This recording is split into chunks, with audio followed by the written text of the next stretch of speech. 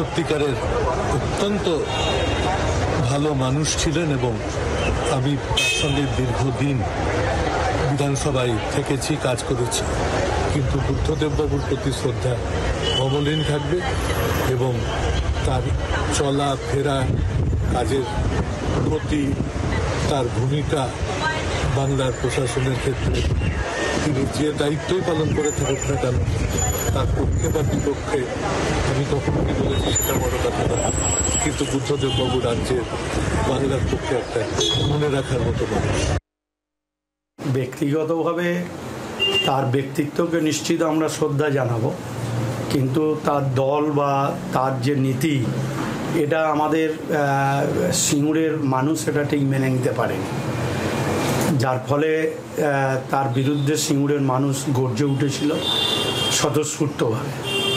স্বাভাবিক কারণেই সেটা একটা ইতিহাস। তবে এটা ঠিক যে তার দল, তিনি ব্যক্তি হিসাবে হয়তো ভালো, কিন্তু তার দল তাকে যেভাবে পরিচালনা করেছে তাতে নিশ্চিতভাবে তার ব্যক্তিগত ইমেজে ক্ষতি হয়েছে, সেটা সিঙ্গুরের মানুষ, সারা রাজ্যের মানুষের কাছে।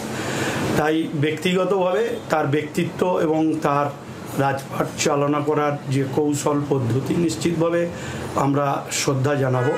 কিন্তু তিনি যে নীতি নিয়ে সিঙ্গুরের মানুষের আঘাত করেছেন, আমরা যতদিন বাঁধব সেটা বিরোধিতাই করি।